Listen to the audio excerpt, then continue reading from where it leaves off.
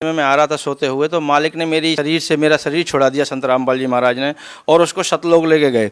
तो सामने देखा कि बहुत बड़ा एक गुमज है जिसमें संत रामपाल जी महाराज मुख बैठे हुए हैं। और मैंने कहा, मालिक परमात्मा आप दिखते हो?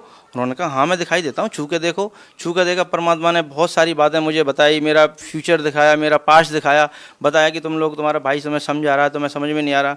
मैंने कहा, परमात्मा संत रामपाल जी महाराज पहले तो आप रुकिए, मैं आपको ये देख लूँ कि मैं अपने भाई को बता दूँ कि वो 10 साल से जिस चीज़ को बताता चला आ रहा है, हम उसको जानते हैं, उस परमात्मा को जानते हैं, और आप दिखाई देते हो। तो उन्होंने कहा, ठीक है, बता के बेटा तू अब यहाँ से निकल और वरमाला आइयो। मैंने कहा, जी वरमाला कहाँ पे? तो परमात्मा ने, संत रामपाल जी महाराज ने मुझे सतलोक से ही वरमाला का आश्रम दिखाया, कहाँ पे है, कैसे है। मैं रोने लगा कि मालिक अब तो यहीं रख लो, अब यहाँ से जाने का तो दिल ही नहीं कर रहा है, यहाँ तो बड़ा अच्छा लग रहा है। उन्होंने कहा, बेटा जाना तो पड़ेगा, अभी तुम्हारे काम बाकी हैं।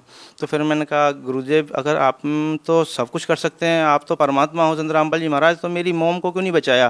तो उन्होंने बताया कि बेटा तेरी मोम ने ना नामखंड कर दिया था, उसको विश्वास नहीं हुआ, ज्ञान नहीं हुआ, पर तू नीचे जाके ऐसा नहीं करना है, तुझे मैं यहाँ से पक्का करके भेज रहा हूँ, अपने भाई की हेल्प करनी है, और इस समाज को, ये एजुकेटेड जो समाज है, इसको समझाना है, और अपना पूरा जीवन इसलिए लगाना है। तू तो मर चुका था, देख तू शराब पी के यहाँ गिरा था रेलवे स्टेशन पे, मुझे याद आया, हाँ हाँ गिरा था, उन्होंने कि यहीं मरना था तुझे, लेकिन मैंने तुझे वापस बुलाया है, और तेरे को ये जीवन जो मैं दे रहा हूँ आगे, ये भक्ति के लिए दे रहा हूँ, अब इससे भक्ति ही करनी है, कुछ और नहीं करना।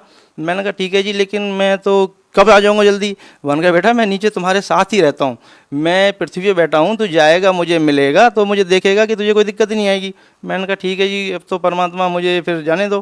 परमात्मा ने मुझे वापस लाया।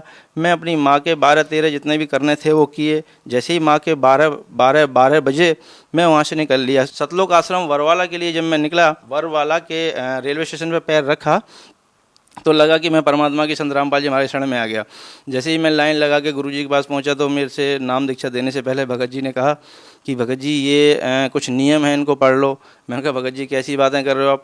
संत रामपाल जी महाराज परमात्मा से मिलने के लिए अगर 1 लाख नियम भी होते तो मुझे मंजूर है, ये तो छोटे मोटे नियम है, शराब छोड़ दो, गुटखा छोड़ दो, मांस छोड़ दो, और ये देना लेना छोड़ दो, ये तो सारे नियम समाज को बिगाड़ने वाले हैं। अच्छे नियम जो हैं वो परमात्मा के पास हैं, और मुझे संत रामपाल जी महाराज से नाम दीक्षा ही लेने के लिए मैं इतनी दूर से आया हूँ।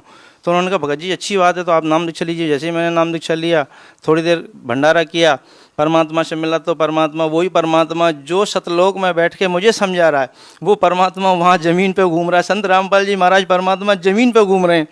मैंने सोचा यहाँ सबको शायद पता नहीं है परमात्मा के बारे में। तो गुरुजी जैसे आए, कह रहे, हाँ भाई आ गया। मैंने कहा, परमात्मा संत रामपाल जी महाराज आप यहाँ घूम रहे हो? यहाँ तो मैं गुरुजी के पास गया, कान के पास, तो मैंने कहा यहाँ तो किसी को पता ही नहीं है आप परमात्मा हो।